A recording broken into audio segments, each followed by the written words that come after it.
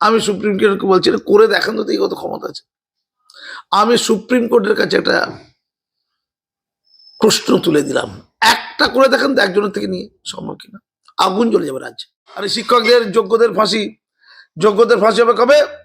আমি আগেও বলেছি, চাকরি চলে যাক এটা চাইছে। চাকরি বন্ধ হয়ে গেলে সরকার চাইছে বেতন দিতে হবে না।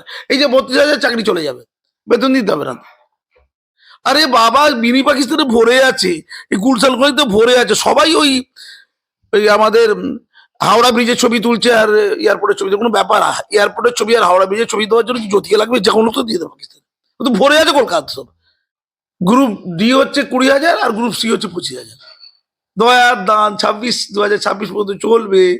ভোটের কাজে তোমরা কি সাহায্য করছে দেখবো, তারপর পেছনে এক রাতি মারো, ছিটকে ফেলা দেবো, চাকরি চলে যাবে। কেউ চপের দোকান, এটাই তো বাংলা ভবিষ্যৎ। এদের দায়িত্ব নিয়ে বলছে চপের দোকান করলে 3 তলা বাড়ি হয়, এটা হচ্ছে লেখাপড়া শিখলে আত্মহত্যা করতে হয়। ক্লিয়ার?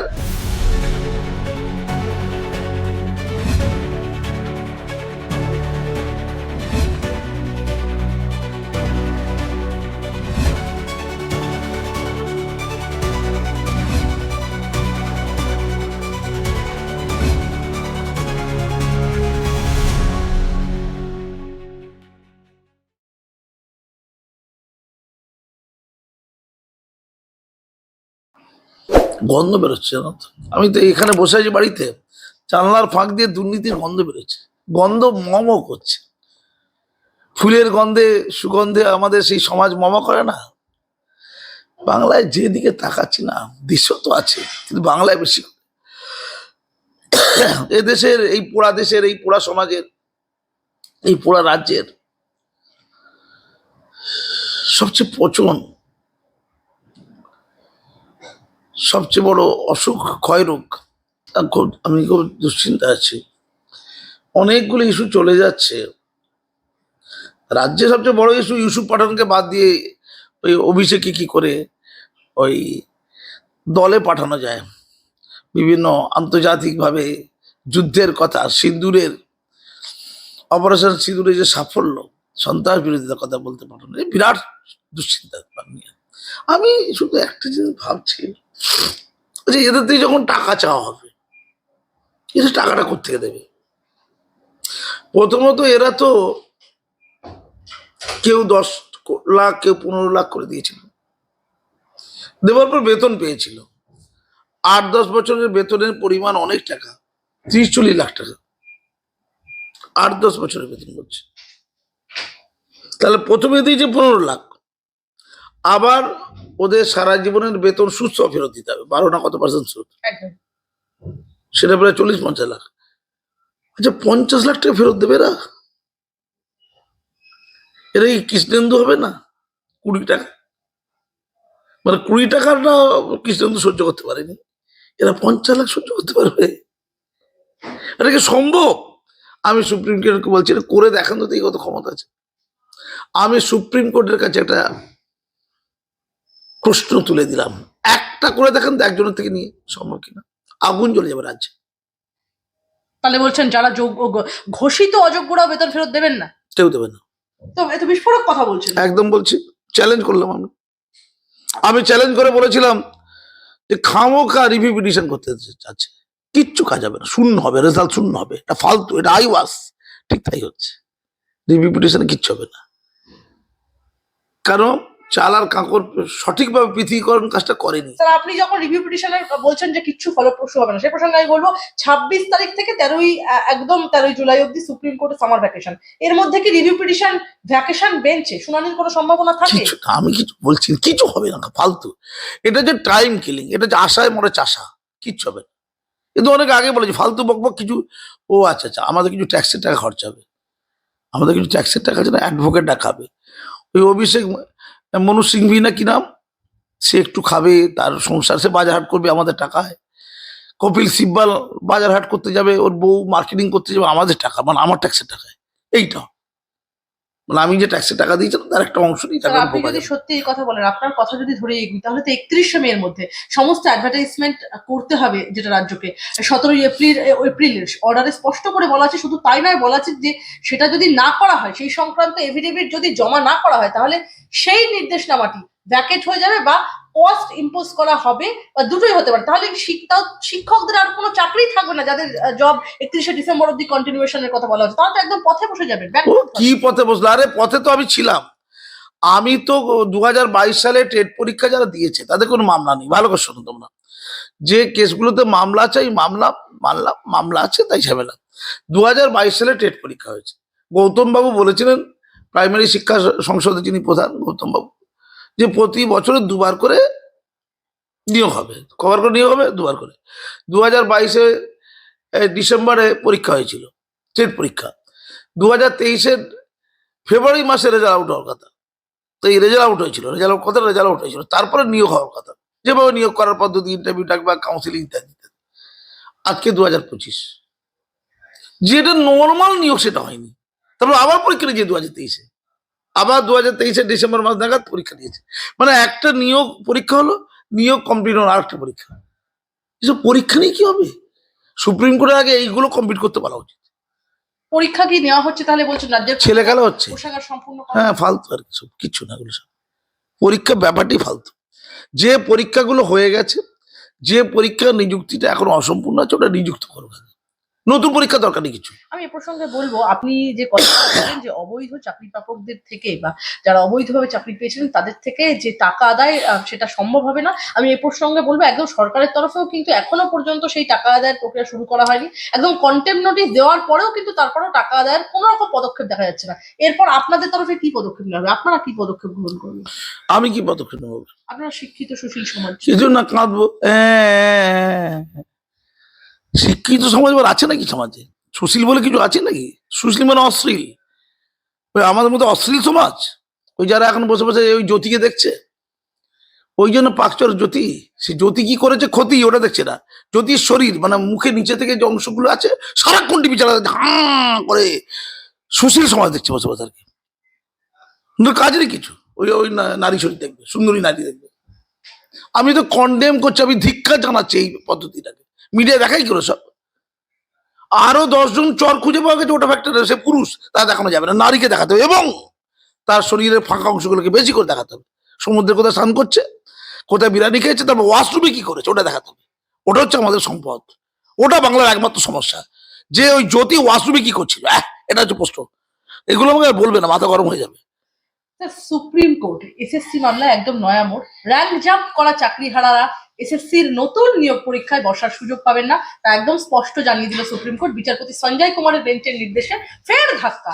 আরো বিপাকে এসএসসির র্যাঙ্ক জাম্প করা চাকরিহারারা। এসএসসির দেওয়া হিসেব অনুযায়ী নবম দশমে র্যাঙ্ক জাম্প করে চাকরি 185 জন পেয়েছিলেন এবং একাদশ দ্বাদশে র্যাঙ্ক জাম্প করে চাকরি পেয়েছিলেন 39 জন শিক্ষক। এবার এরাও কি সরকারের ঘাড়ে চেপে বসবে? নৃত্য করবে, নৃত্য। কি মজা কি মজা বলেছে, নৃত্য করি নৃত্য। আচ্ছা আমি বুঝতে পারছি না, আচ্ছা এইসব এইসব ওই তো দয়ার দান।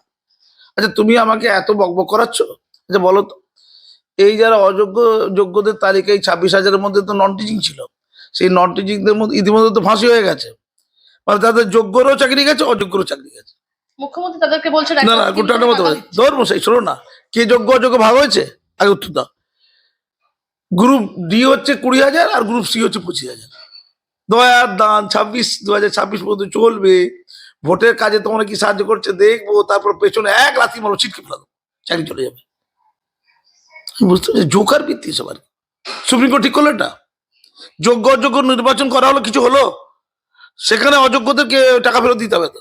নন টিচিং এ যারা টেন্টেড বলা হচ্ছে তাদের টাকা ফেরত দিতে হবে তো। কাগজে টাকা ফেরত দিয়ে সেগুলো বলা হচ্ছে, সবাইকে বের করে দিল, ওদের ফাঁসি হয়ে গেল। আর এই শিক্ষকদের যোগ্যদের ফাঁসি হবে কবে? আমি আগেও বলেছি 2025 সালে ডিসেম্বর মাসের 31 তারিখে, ওই দিন রাতে সব যোগ্যদের ফাঁসি হয়ে যাবে, হয়ে গেল। আমি একটা প্রশ্ন করব। ইতিমধ্যে আমরা জানতে পাচ্ছি বিকাশ ভবনে বিক্ষোভরত আন্দোলনরত যে সমস্ত শিক্ষক যোগ্য শিক্ষক ছিলেন তারা বলছেন এরপর আন্দোলন নবান্নমুখী হবে এবং তাদের আন্দোলনের অন্যতম মুখ সুমন বিশ্বাস, তিনি বলছেন যে এসএসসি 2016 সালের প্যানেলের অনশনকারী যোগ্য চাকরিহারাদের পক্ষ থেকে আমরা জানাচ্ছি যে 12 দিন ধরে বিকাশ ভবনের সামনে আমরা আন্দোলন চালিয়ে যাচ্ছি। রাজ্য সরকার বিগত 1 বছর ধরে ওএমআর মিরর ইমেজ এর কপি সিবিআই এর কাছ থেকে নিয়ে কেন চাকরি দেবে না ফালতু। আরে 26,000-এর চাকরি চলে গেল, 26,000-এর বেতন, সেটা লক্ষ্মীর ভান্ডারে যাবার কথা। এই তোমাদের মতো আর বিকাশ রঞ্জন ভট্টাচার্যের মতো লোকেদের জন্য ঝামেলা হয়ে গেল। 25% বকেয়া দিয়ে দিতে হবে। আরে লক্ষ্মীর ভান্ডার দিলে গরিব লোকদের সাহায্য হয়, ভোটটা পাওয়া যায়। বকেয়াতে কে ভোট দেবে? এইসব লোকেরা ভোট দেবে? তাই সুপ্রিম কোর্ট বলে দিয়েছেন, কি করবো এখন দেখি, কি করা যায়, কি করে ফাঁক ফুঁক পাওয়া যায় দেখি। ব্যাপারটা এইটা, চাকরি চলে যাক এটা চাইছে, চাকরি কে বন্ধ হয়ে চাইছে? গেলে সরকার চাইছে, বেতন দিতে হবে না। এই যে 32,000 চাকরি চলে যাবে, বেতন দিতে হবে না, ওই জনপ্রিয় স্কিম গুলোতে টাকা যাবে। জনপ্রিয় স্কিম আছে, পুজো ক্লাব আছে, পূজা আর্চা হবে, জগন্নাথ মন্দির আছে, চলবে। আমি অন্য কথা বলছি, শুনুন, মোদ্দা কথা এসো, যে আমাদের পশ্চিমবঙ্গে চলছে নাকি, অপরাধীদের শাস্তি হচ্ছে, কিছু হয়, অপরাধীদের শাস্তি হচ্ছে, কোনো ভাবনা চিন্তা আছে? অপরাধীদের শাস্তি হওয়ার জন্য কি কোনো ভাবনা চিন্তা আছে? অপরাধ তো আরো বাড়ছে। আচ্ছা, ওই যে সুমনের নাম বললো, ওকে চিনি, আমাকে আমাকে ও শ্রদ্ধা ভক্তি করে, ওদের মধ্যেও দুটো গ্রুপ হয়ে গেছে। একটা গ্রুপ বসে গেছে, আর একটা গ্রুপ বিভিন্ন রাজনীতি দলের কাছে দৌড়চ্ছে, সিবিআই এর কাছে গল্প করছে, বিজেপির কাছে কি গল্প করছে, আর কংগ্রেসের কাছে কি গল্প করছে। আবার ওরা কি ভাঙচুর করেছে নাকি মারধর করেছে নাকি কিছু করেছে, তার জন্য আমার শোকজ হয়ে গেছে। সুপ্রিম কোর্ট মায়া করে বললো ঠিক আছে, শোকজ কার্যকরী করতে দেওয়া যাবে না, জানালো এই তো আমি সত্যি বলছি, তো শর্ত আছে আবার, যে আমরা আর বিকাশ ভবনে বসবো না, বিনিময় শোকজও হবে না। তাহলে কি হলো আন্দোলন? আমরা আর বিকাশ ভবনে বসবো না, প্রকাশ করবো নিজেদের, তোমাদের শোকজও আর করা হচ্ছে না, ছেড়ে দেওয়া হলো, মুক্তি দেওয়া হলো না। এতক্ষণ ধরে কি হলো? শোকজ থেকে মুক্তি পেলাম, এইটুকু, তো ব্ল্যাকমেলিং এর শিকার হচ্ছে, কিচ্ছু নেই। কে আছে? চাকরি এই যে যারা ওদের কাছে সব যাচ্ছিল, মিডিয়া ফিডিয়ার লোকজন সব যাচ্ছিল, আমার না ভাঁওতাগিরি মনে হচ্ছে, সব ভাঁওতাবাজ, কিচ্ছু নেই পশ্চিমবঙ্গে। পশ্চিমবঙ্গের আদর্শ ছিল কৃষ্ণেন্দু, ওই বাচ্চাটা। আমি পরিষ্কার করে বলছি, রাজ্য থেকে বিবেকবান মানুষ মরে গেছে, আর যারা বিবেকবান তাদের কথা কেউ শুনতে চায় না, বলতে চায় না। মিডিয়াগুলোতে দেখি সব চোরচিটিমায় ছাত্রগুলো বসে আছে, জড়ো হয়ে বসে আছে, সব সব প্যানেলে বসে আছে দেখি সব। তারা নিজেরই করাপ্টেড, নোংরা। এক নোংরা ছিল এক পার্টিতে, অন্য পার্টিতে চলে গেলো, সে বড় বড় কথা বলছে, মিডিয়ার লোক দেখাচ্ছে। মানে ধরুন, একজন ছিল সিপিএম এর, এই কংগ্রেসে ছিল, সে কংগ্রেসে, এখানে তো করাপশন করার সুযোগ নেই, পরে তৃণমূলে গেল, তৃণমূল থেকে বিপুল চুরি করলো, করে বিজেপিতে এলো, বিজেপিতে এখন বড় বড় কথা বলছে, নীতি আদর্শ বলছে।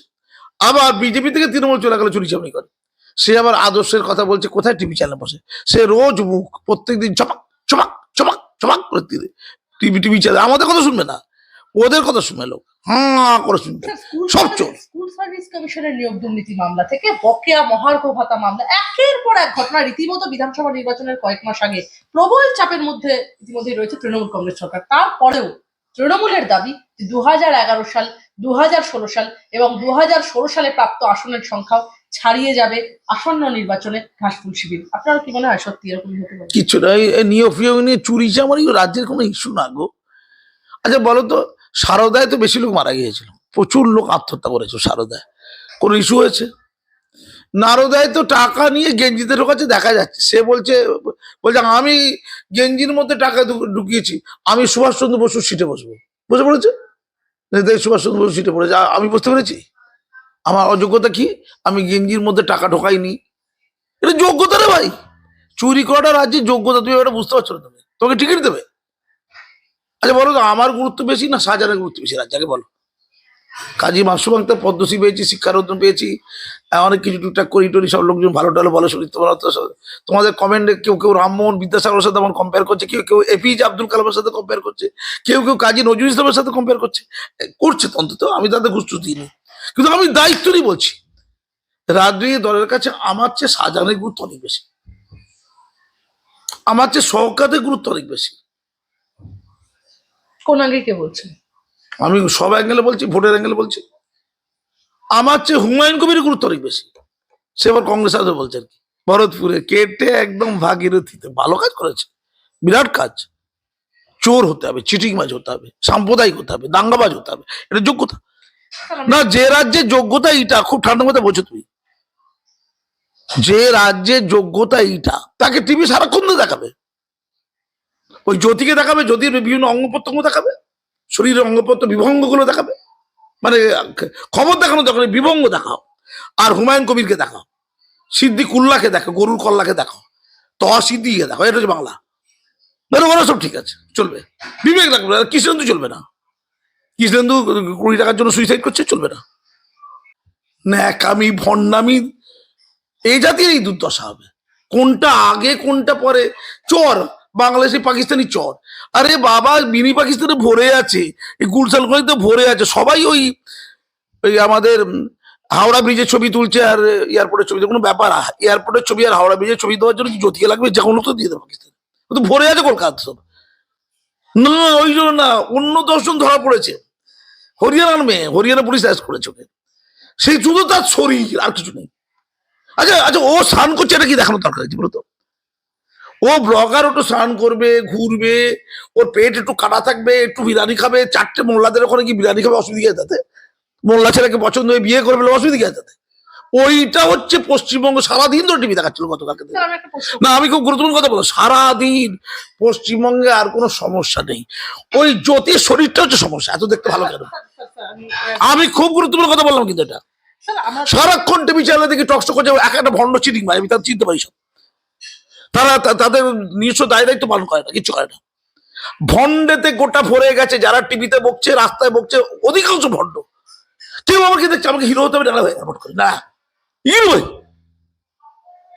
আমি তোমাকে বলছি, টোটাল গন্ধ বেরোচ্ছে, রাস্তায় বেরোলে না, বিখ্যাত লোকদের কাছে দেখে গন্ধ খুঁজে পায়। স্যার, আমি একটা প্রশ্ন করবো যে প্রাথমিক নিয়োগ দুর্নীতি, রীতিমতো নিয়োগ দুর্নীতি মানতেই নারাজ প্রাথমিক শিক্ষা পর্ষদ। তারা বলছে নিয়ম না মানলেই সেটা দুর্নীতি হয়ে যায় না।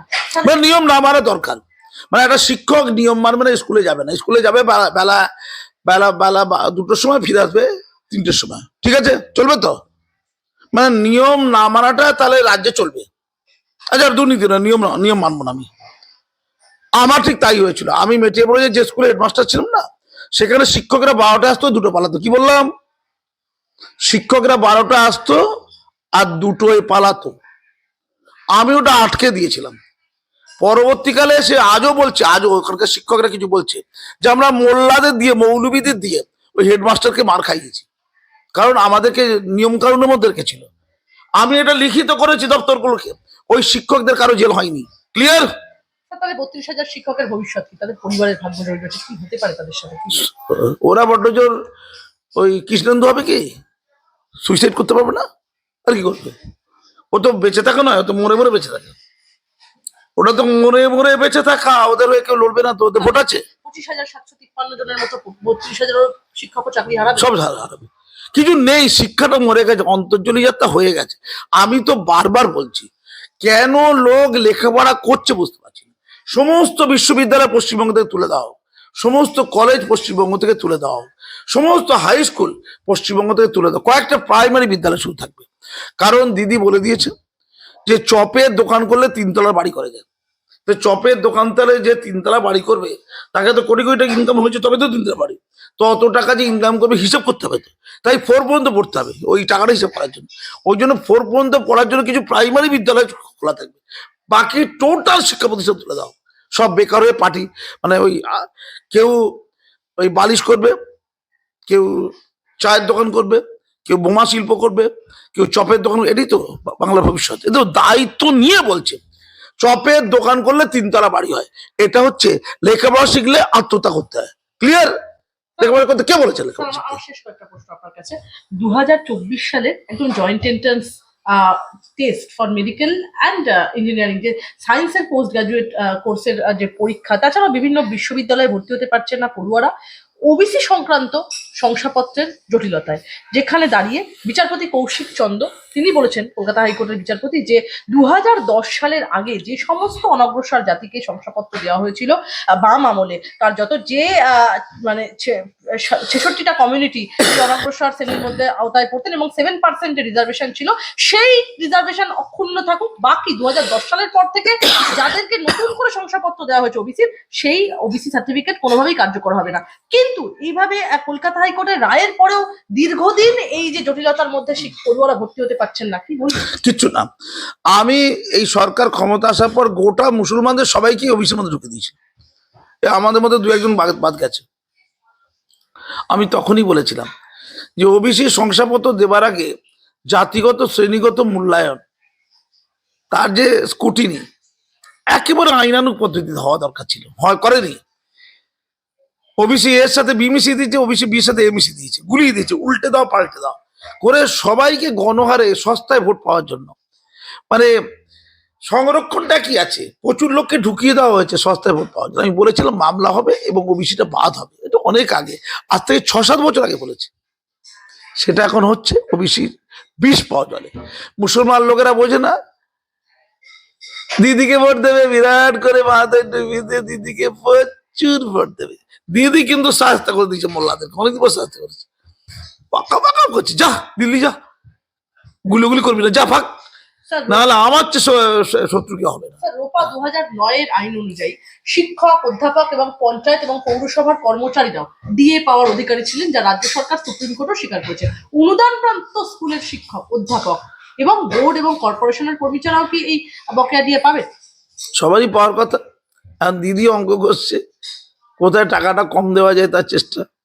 আর শিক্ষকদের কথা বলবে না, শিক্ষকদেরকে নুচে নেওয়া যায়, কামড়ে নেওয়া যায়, তারপরে লাথি মারা যায়, জুতো মারা যায়, লাঠিটা তো মারাই যায়।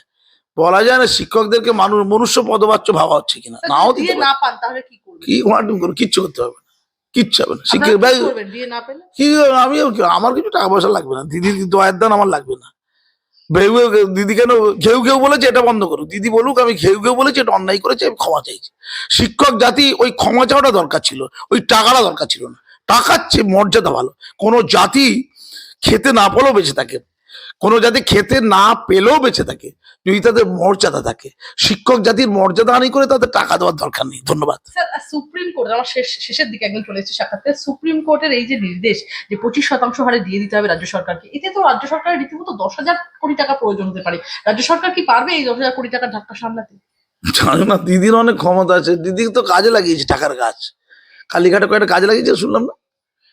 দিদি কত না কি পারে। দিদি আবার লোন চাইবে কেন্দ্র সরকার থেকে, কেন্দ্র সরকার থেকে লোনের বোঝা বাড়বে, লাখ লাখ কোটি টাকা লোন হবে। দিদি যাবার আগে ভারতবর্ষকে লোনে, মানে বাংলাকে লোনময় করে দেবে, অনেক কিছু সম্ভব, সেটা দিদি জানে। দিদি একদম বিরাট বিরাট জ্ঞানী গুণী লোক আছে। 25% দিয়ে সরাসরি নগদে না হাতে, মানে পিএফ এ জমা করা হবে? তা না, এটা তো এরকম হওয়ার কথা না, তার স্যালারি অ্যাকাউন্টে যাবে, এটাই তো স্বাভাবিক। ফলে পিএফ টিএফে যাওয়ার কথা না, পিএফ পিএফ ইচ্ছার ব্যাপার। আমার যদি এই কথা কেউ বলে থাকে, আমার মনে হয় সেটা সঠিক কথা নয়। স্যার বিকাশ ভবনের সামনে যে যোগ্য শিক্ষকরা আন্দোলন করছেন, সেই উদ্দেশ্যে এবার আইনজীবী, তৃণমূল সাংসদ এবং আইনজীবী কল্যাণ বন্দ্যোপাধ্যায় তিনি বলেছেন কয়েকজন গুন্ডা মিলে বিশৃঙ্খল পরিস্থিতি তৈরি করছেন, শিক্ষকদের গুন্ডা বলা হলো। হাইকোর্টে একদম সওয়ালে মন্তব্য রাজ্যের আইনজীবী কল্যাণ বন্দ্যোপাধ্যায়, কি বলবেন? শিক্ষকরা গুন্ডা? আচ্ছা আচ্ছা, খুব ভালো। তাহলে শিক্ষকরা যদি গুন্ডা হয়, আমি বলছি শিক্ষকদের ভবিষ্যৎ ভালো। যেমন যেমন ওই শামসেরগঞ্জে পুলিশকে নাচিয়ে দিয়েছিল না, তারা গুন্ডাই ছিল, দুষ্কৃতী না গুন্ডা। সেই রকম তাদের যে মোসাহেবি করেছে পুলিশ, শিক্ষকরা যদি কোনোদিন সত্যি গুন্ডা হতে পারে, এই রাজ্য বর্তে যাবে। শিক্ষকদের মনে হচ্ছে একমাত্র রাস্তা গুন্ডা হওয়া, এছাড়া শিক্ষকদের আর কোনো গতি নেই। গুন্ডাকে সবাই ভয় পায়, যেমন কাজী মাসুমকে কেউ ভয় পায়, আরাবুলকে ভয় পায়, শওকাতকে ভয় পায়, শাহজাহানকে ভয় পায়, অনুব্রতকে ভয় পায়, কাজলকে ভয় পায়। जो डर गया समझो मर गया, ওইটি দরকার। ধন্যবাদ।